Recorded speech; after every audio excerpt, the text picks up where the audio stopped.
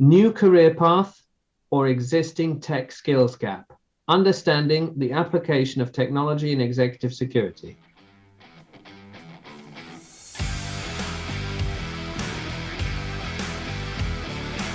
Welcome to the Circuit Magazine, the #1 source of information on protection matters, the industry-leading magazine for all security professionals who want to stay ahead of the game.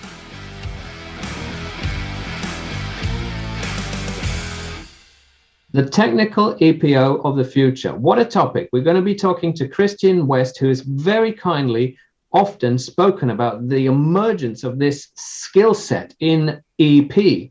John, what are you looking forward to with today's interview? Look, it's a huge subject.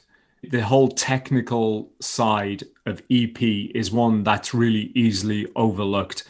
I think so many of us in the industry recognize the need to move with the technology, understand what the technical threat is and guard against it. But there are dinosaurs, and they've been able to say you can't trust technology because it will let you down. And that's becoming a bit of an old excuse now. And I think, like it or not, we've got to move ahead. We've got to understand the technical threat. We need to adapt. We need to upskill. We need to be ready for it. So I'm really looking forward to hearing what Christian's got to say on the subject. Because, John, haven't these things always moved in cycles? People have insourced expertise, people have outsourced expertise. Just as you might get a TSCM specialist or you might get a comm specialist like Andy Clark we had earlier in a previous podcast, isn't it on you as an EP professional to know who to call and then have a degree of understanding about what service they're going to deliver? Is there a distinction between that and absolutely creating a new technical EPO profession where there's someone on your team? Just as you would have a paramedic, you'd have a technical EPO in your team. Is that likely? Well, look, that's going to come down to lots of different factors. You've got to analyze the threat, the risk to any particular client or principal. And some, for sure, are going to have a greater exposure to any technical threat. But at the end of the day, if you're the advisor to the principal, you need to know what the risk is. You need to be able to spot the threat. And you need to be able to communicate that with somebody. So yeah, I think you do need to know where to go. You do need to be able to identify when it's time to bring in the big guns with the knowledge, but you need to be able to communicate with them. And whether they're on the team or whether that's all on your own shoulders, there's no way we're going to get through this without needing to learn a little bit more ourselves. And it also links to what we were talking to last week with Leo Dess on access control, because you're not an access control specialist. Or are you? Given that one of the biggest tasks you do is get an entrance and an exit from a given location. So I guess it's a question of perspective. And also, whilst the principal is still not traveling as much, you've got to get savvy about all sorts of interesting things. And I think in this interview, we're going to be looking at the tech inside the principal's home and a lot of the stationary threats as well, which need some upskilling. But again, I'm fascinated to see where we go with this interview, because does it mean we need an in-house professional, or does it mean that everybody has a degree of technical ability? Yeah, well, where are we recruiting from? So are we starting with security and looking for people with the technical knowledge, or are we going straight to tech and saying, hey, can you come in and advise us on this? Or maybe, we look to cybersecurity. But it's my understanding that cybersecurity specialists have got quite a lot of work on at the moment. And I'm sure they don't need to branch out any further than the lane that they're already in. There's a lot of challenges there, and I'm hoping that Christian is going to shed some light on this for us. Love it. Well, let's hear from Christian and the technical EPO of tomorrow.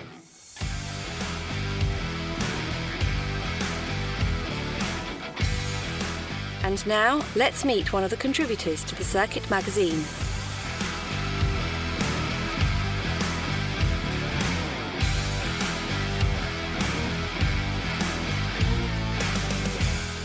We're here with Christian West, great friend of the industry and excellent expert in all things EP. we're going to look at the technical EPO of today and tomorrow. So let's do our 3 quick-fire questions to start everything off. Christian, firstly, welcome. I hope you're well. Can you give us a flavor of what your biggest gripe or maybe complaint with the industry regarding the technical EPO at the moment? Yeah, well, if it has to be quick and dirty, I normally start off by saying I'm not much of a complainer because I've gotten too old to complain. But, the whole EPTO comes from right before COVID, when I had a lot of agents that were traveling all over the world, right? We realized that we live in a very, very technical world, and our clients we keep safe from all kinds of things. But we see a lot of holes between when they're in the corporation, there's typically an IT department that helps them with everything, and that's great. But as soon as we step outside, either at home or on the road, there's a lot of gaps. And nobody can really tell the people back home in the IT department what's going on if we don't know what we're talking about, and we can't advise our clients. And that's originally where it started from. And one of the issue that I figured out is this shouldn't come from me. People should be able to identify these problems themselves, right? I mean, at the end of the day, we protect our clients from any type of attack and any type of risk, and we try to stop them from being humiliated and all of these things. But if you look at what most of our clients' biggest fear is right now, it's data breaches, or at least before COVID, it's data breaches, it's loss of information and all of that stuff. And most of the people in this industry were fairly uneducated and are fairly uneducated about this. So that's kind of where it comes from. And I guess that's my biggest gripe, right? And I'm by no means an expert in it myself. I'm just raising the problem because I think it's important that we start looking at it, if that makes sense. It does. And raising that alarm or raising the problem, it's really important. But tech in EP as a topic, I find really interesting. Where does your enthusiasm for this whole topic actually come from? I would think that it's because the last 10 years, I mean, I started up somewhere completely different in this business, but for some reason, I've moved around the tech environment most of my career.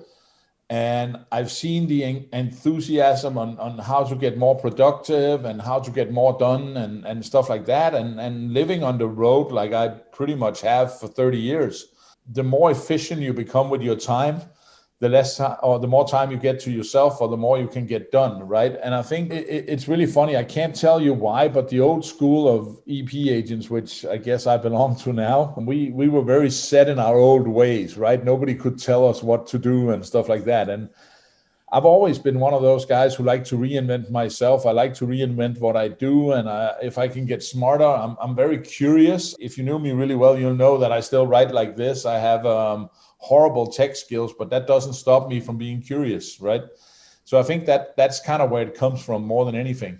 I like it. And that sort of sounds like an answer to our third quickfire question, which is, what would you like the uninitiated side to actually know? Those people not yet taking the leap into even being curious about the EPO. Well, I mean, I spoke at one of your events I think it's about a month ago, right? And it was actually a pleasure to hear that whole event, because people started talking about EPTO and they started talking about how we need to train our people and we need to know all of this. I think it actually goes back a little bit further. It goes back to we need to nurture the curiosity, right? We need to challenge ourselves to kind of say, hey, why don't we do this in a smarter way? How do we move forward and all of that stuff? And if you think about the problem that lays ahead of us, like COVID, for instance, coming out of COVID, who's going to be in charge of PPT? Who's going to be in charge of making sure that rooms are sanitized, that cars are sanitized and all of that? And it's not enough for us to actually just go out and get the procedures. It's how do we document it? How do we move forward? How do we do all of that stuff? I challenge my family. Me and my daughter have this thing on Apple Watches where we see who closes all our rings today and stuff like that, right? How can that work in a family when nobody does it for EP teams, for instance, where fitness and skill set and all of that stuff needs to be measured? Because one of the biggest problems I have right now is how do I show the clients that I work with that the people that I send out to them haven't been around infected people, for instance, right? And we don't have stuff like that. So if we don't look for tech how are we going to do this, right? We need to get smarter all the time. So that's probably, if there has to be one takeaway out of my enormous stream of words, it would probably be to be curious and always kind of like explore what's out there. So Christian, I think even in these quick fire questions, you tackled a lot of the questions that I would pose to you, or you kind of summed it up on the front end. And you and I have had interactions with each other for years. I think we see certain things the same way. And one of the things that I've seen, and you can tell me if you agree or not, is I've seen a resistance to new technology. So anytime something new comes in our industry, and again, maybe because we're, traditionally so pen and paper, it's automatically like that's bad. Or often a lot of us can be behind the curve on tech, even though in other sectors, tech is used for innovation. Oh, yeah. So I guess my question is, how do we bring the rest of the industry along for the ride here so that way we're not always playing catch up? It's really interesting to me because when I ran AS Solution, I was kind of talking to my counterparts about what their R&D budgets were. And they would look at me like, what the hell is this guy talking about and why? Right? But look at it. If I have 1,000 agents worldwide, or 500 agents, or 100 agents, or even 10 agents, right? If I can give my clients one more hour of production time or one more hour of free time where they can come home because they're always on the road or whatever, it's kind of what has to drive what you do, right? And it has to drive yourself as well, right? Because if you don't kind of like push forward, you're not going to get there. And I think, unfortunately, when I really sit down and look at it, it has been maybe the way of the people that we recruited in the past, and what we all came with was kind of like, well, let's stand back from this a little bit. And for years, we all spoke about the fear of the millennials coming into the workplace, and especially into protection and all of that. I actually turned my whole attitude towards that around a couple of years ago and started thinking about, hopefully they'll get better at all the things I sucked at, right? And then it's a question about nurturing that and harvesting that. The tough part is going to be, and I already see this a little bit, if you have really young agents working with older agents and they're really tech savvy, the older agents kind of feel even more standoffish, right? So it's also a question about us as employers and us as influencers and stuff like that, help breach that gap a lot, I think, because else we're not going to get there. Well, Christian, you mentioned earlier that you, of course, speak on a variety of topics, not just this technical EPO that we're sort of looking into today, but perhaps if we could marry two of the topics, because in a COVID environment, lots of principals are at home. There are fewer trips. So a lot of the details are looking after the residents. I know you've got quite good insights into this. Can you tell us what threat vectors have emerged with all these ultra high net worths living and working from home? But how can tech sort of overcome that? Or maybe what new tech threats does that present? I don't know if I have the answer how tech can overcome it. I've thought a lot about how we can help the clients that we have. And if we back up a little bit and look at what has happened the last year, first of all, we thought that we were going to stay at home for 3 weeks. Then we thought we were going to stay at home for 3 months.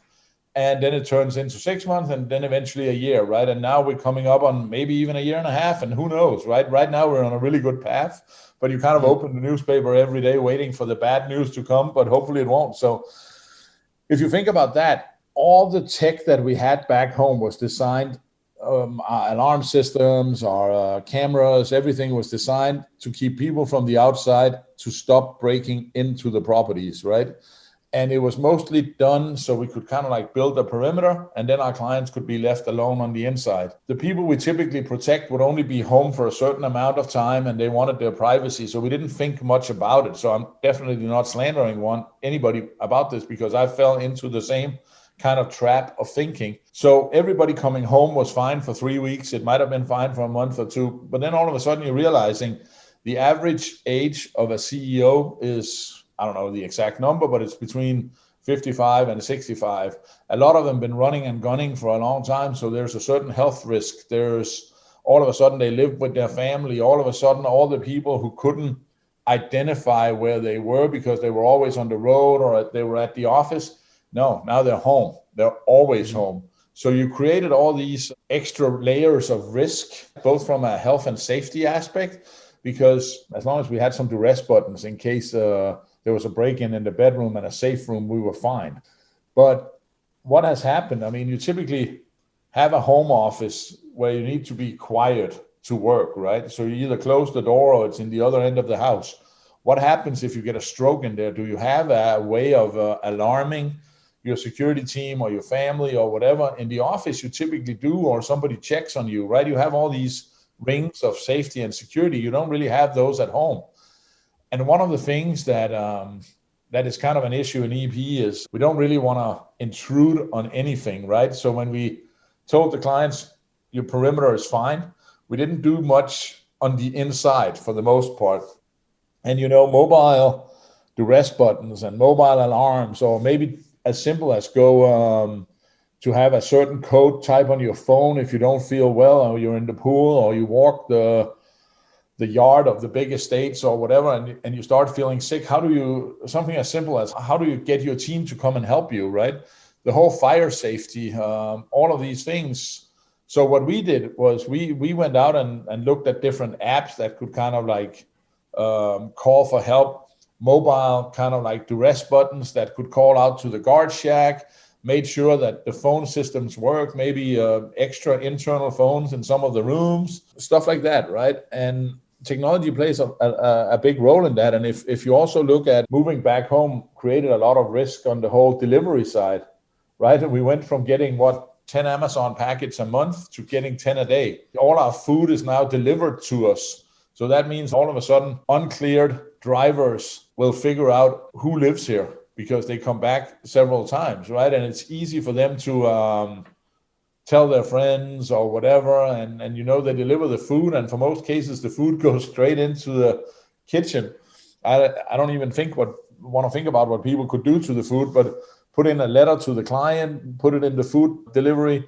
Will it go all the way up to the dinner table? It probably would in the most cases, right? So we weren't really prepared for all these new changes or this new risk scenario, I guess. Wow. I mean, I think you nailed it on all those topics. And it is kind of scary when you think about it.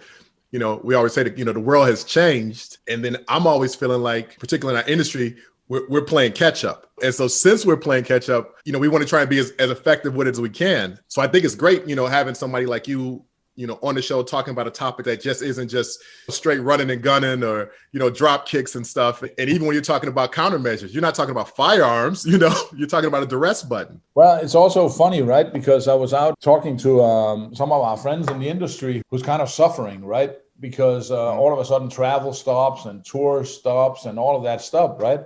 And I sit and talk to him. This is around Christmas time, right? And he goes, well, now they're going to start doing these concerts online and they're going to do these performance online and all of that. And I go, so what are you doing? And he goes, well, there's nothing for me to do.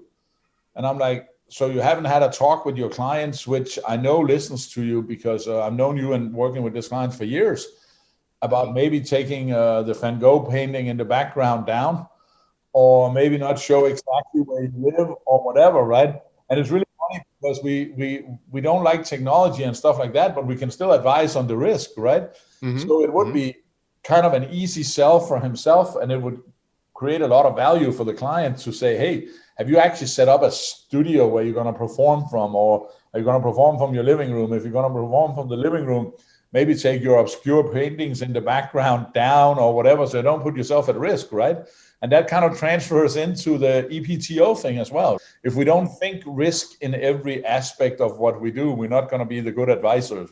And if you think about it, it might be kind of simple way of technology, but just advising people on how to conduct a good Zoom meeting or a good Zoom performance or a good online performance from a risk aspect is definitely being part of the EPTO program. And when you talk about the Zoom part, I definitely get it because, as you said, we had this technology before the pandemic. I mean, I had Zoom on my laptop, right? But it's not until everybody started using it, particularly these high net worth individuals, and they're talking about trade secrets and all these things, that you start saying, well, wait a minute, what's the security behind this system? Exactly. And that's why I keep coming to go back to this, us playing catch up. Somebody's thinking about it, but are we as the protectors necessarily think about it? And then I guess I'll use that to segue a little bit, which is, somebody listens to a program like this and they say, well, you know what? I hadn't thought about that. Or how can I get some more education on this? What should I do if I want to get more versed in this? You have any recommendations or suggestions? Yeah, well, I mean, first of all, I think participating and listening to a podcast is such a great medium, right? Because you can listen to it anywhere, you can watch them anywhere you want. And again, here it's actually funny because before COVID, I don't know if you ever enjoyed video meetings and conference calls. I hated it. I mean, I come from Denmark, it doesn't really exist, right? Right. But all of a sudden, I've learned to trust it, and I figured out I can do a lot of my business online. Is it the same? Absolutely not. But does it achieve the same? Maybe. I don't know. I'll tell you in a year or two. But I think for a lot of people it does, because we were forced in this boat, right? So if you all of a sudden also forces yourself to, I was going to say not only read Soldier of Fortune magazine, but that would make me look even older.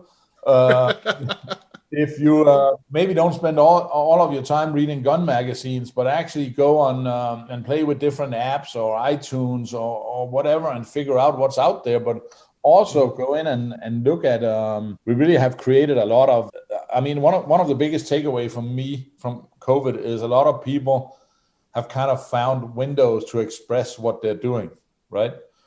So there's a lot of, like Palin, for instance, you really stepped up and created a whole online, almost stockpile of information, right? Where you really can learn a lot from other people. Before we had 1 or 2 conferences a year where we could learn from the speakers.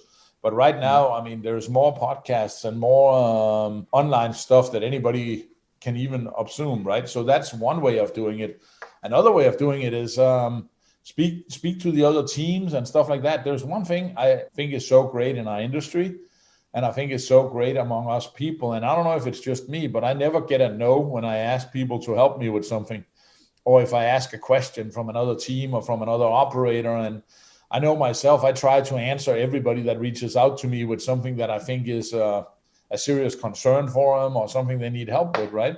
So you can ask the other guys, you can dive into all the amounts of topics that is out there and stuff like that. But I also think that there's a lot of reading material. It's like, I ask a lot of my guys, have you guys downloaded like the masterclass where you can learn like that online thing where you can learn a lot of stuff? Is it the same as going through the courses? Absolutely not. But you can do them on your time. And if you get between 80 to 10% out of that, you have a lot of time right now to learn a lot of stuff. And then don't be scared of it. Be curious instead of being standoffish. Right. I don't think there's like a textbook for it, unfortunately. That would be a lot easier. No, I agree with you, though, about the podcast thing. I consume a lot of information.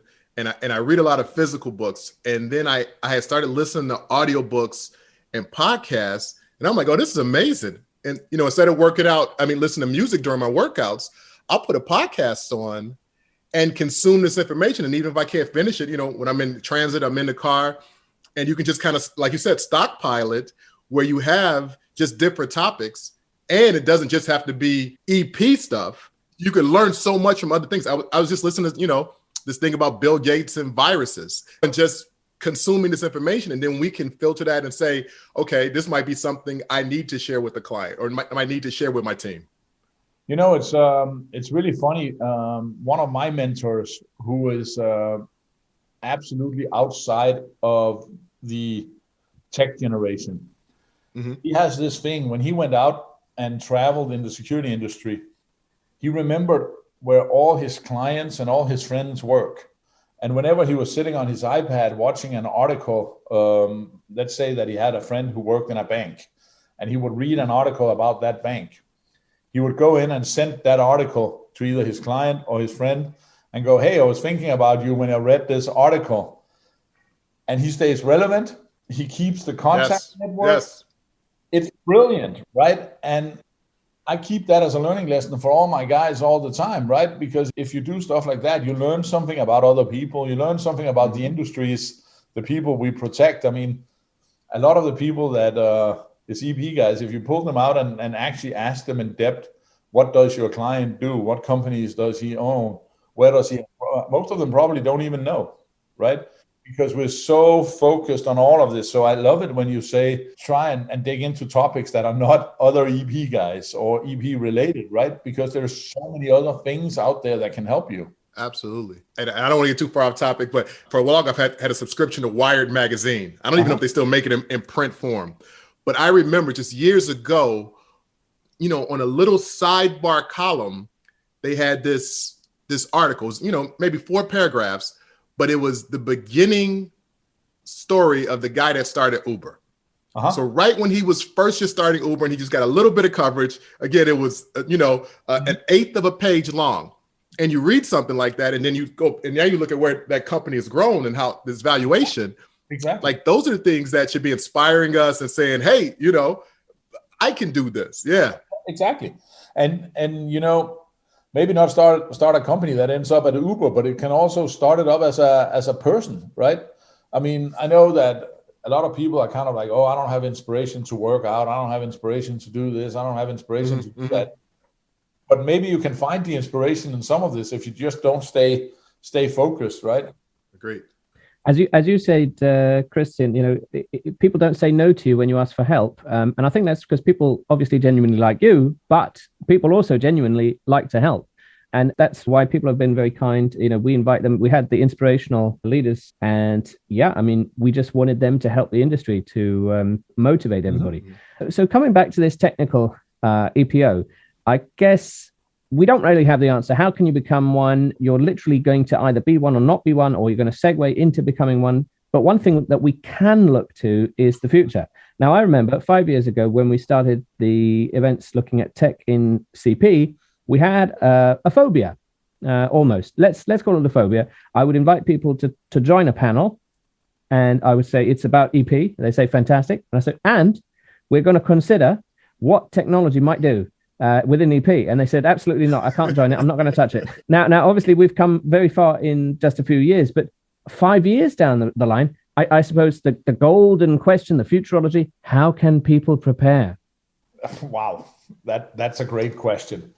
I don't know. I don't think there's a simple answer for that, but I also think the answer is really, really simple. I think I go down to my car after this. I put my iPhone in my holder and I get ready to drive, and it tells me how far there is to where it thinks I'm going, because normally at this time I go to that place. It says there's 18 miles, there's low traffic, and it'll take you 35 minutes to get there. I think that's kind of like him predicting my behavior and stuff like that, right? Like I said, I'm not a tech guy. When I come to my house, I can share my media between all my files. I can turn on my lights on the way there. I can do all of these things, right? But I don't always know where my EP team is, because we don't want to be tracked. I think you're already tracked, right? No, I don't want to do that because I don't know where these data are shared. Okay, but do you have a credit card? Right? I don't know where this is stored. All of that stuff. We need to get out of that negative mindset of what it is. And I think that's the biggest preparation that we have. If we don't become an industry that's open. So when I lived back in Denmark, I owned a security company back there, and we were really talking about how do we get in when the police start outsourcing all these jobs. And we as an industry tried really to get in on that.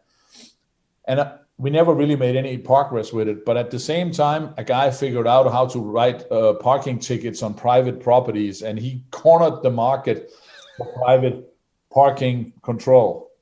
And I was sitting there thinking this guy was so much smarter than us, because we were so focused on one thing.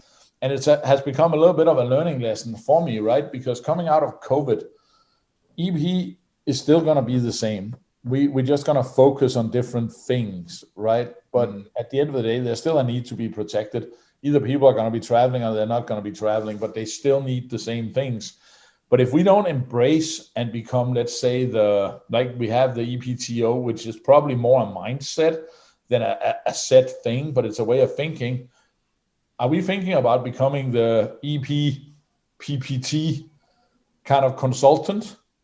If not, maybe we should, because else somebody else is going to corner that market, and you're not going to grow as executive protection professionals. So I can't tell you where we are in 5 years, but I can tell you that it's not going to slow down, and it's going to keep moving no matter what we think about it. So keeping your eyes open and kind of thinking forward in a positive way. And if we had this conversation 2 years ago, and we had talked about, oh, the world is going to shut down to a global pandemic, the rest of the conversation would have been, how do we get enough ammo to prepare for this? And if we look at one thing we've learned the last year and a half, is actually it gave me a great belief in people.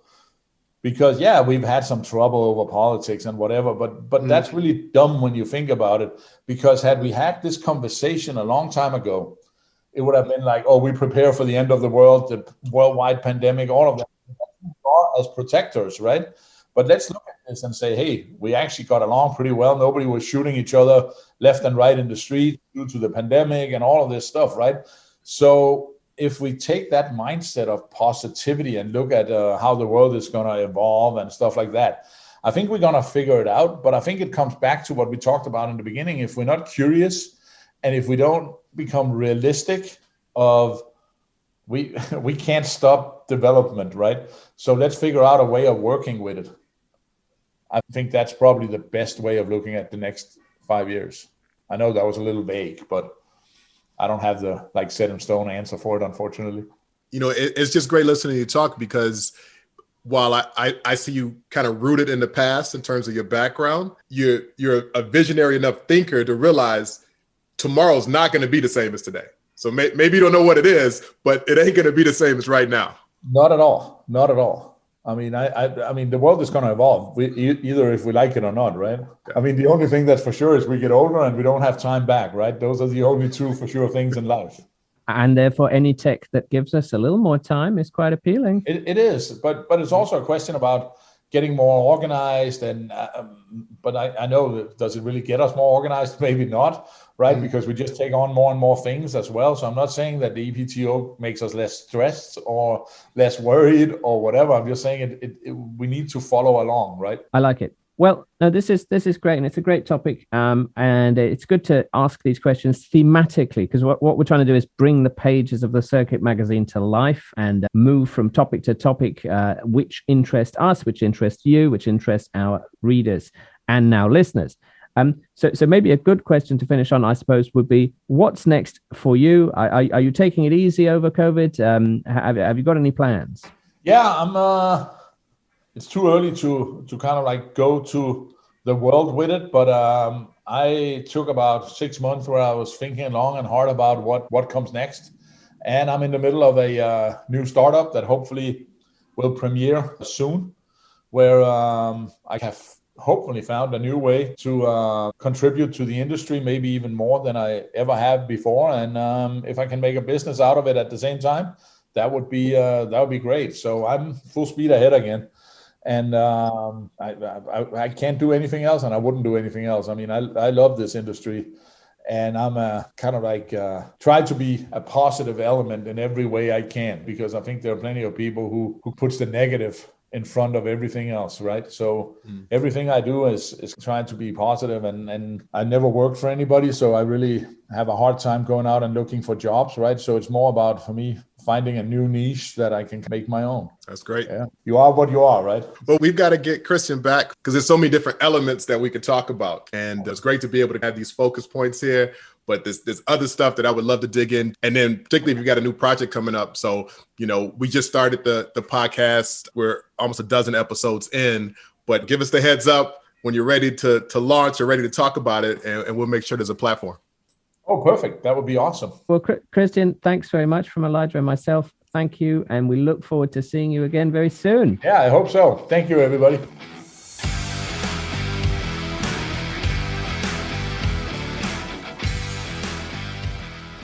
It's always inspirational speaking to Christian or hearing him speak. He's got a great mind about where the EP industry is headed.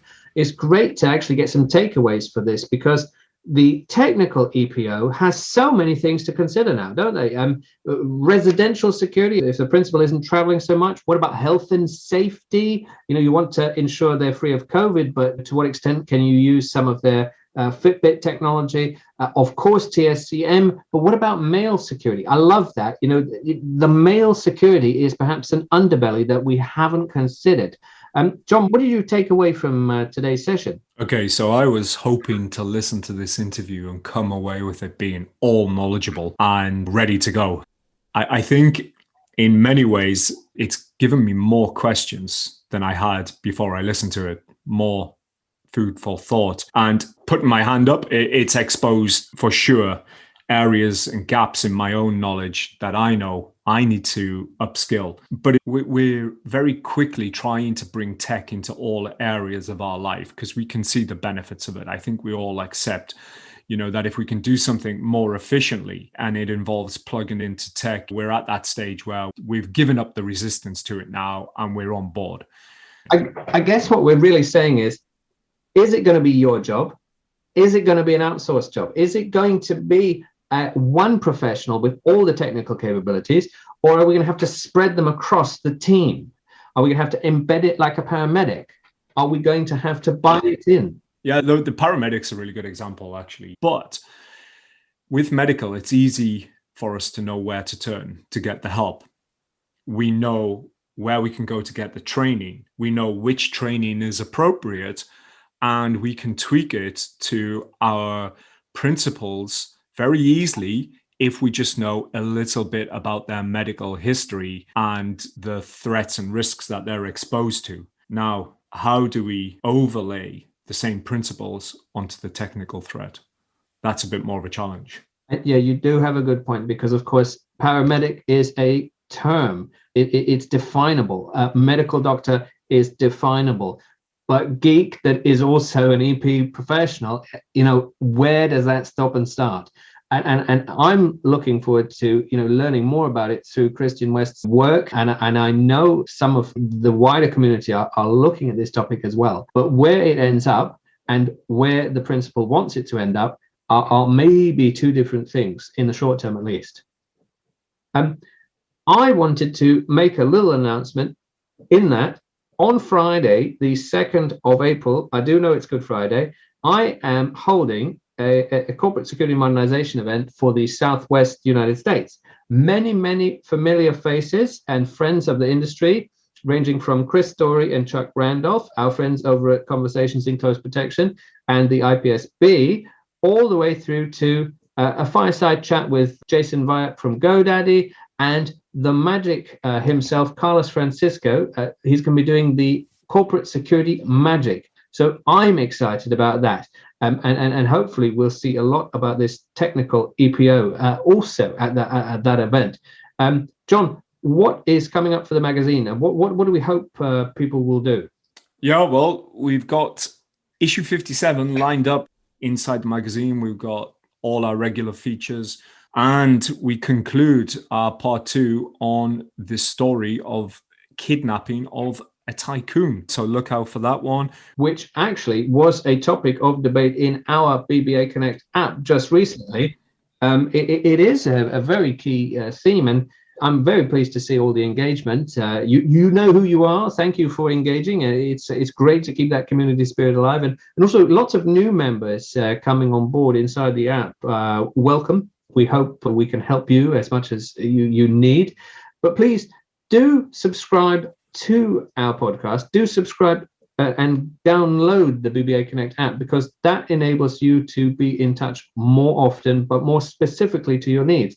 And actually, John, one thing you've been doing, which is excellent for the industry, you do a weekly newsletter which combines EP news, but also the latest podcasts, interviews, and events.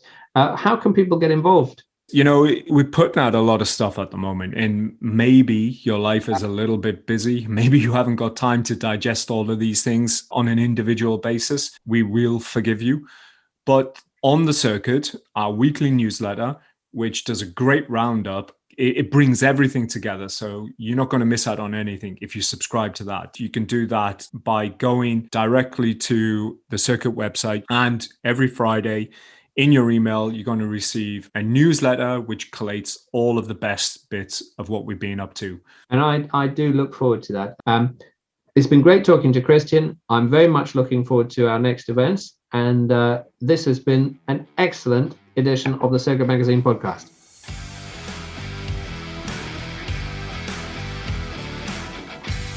You have been listening to the Circuit Magazine podcast. Be sure to subscribe and be sure to not miss an episode.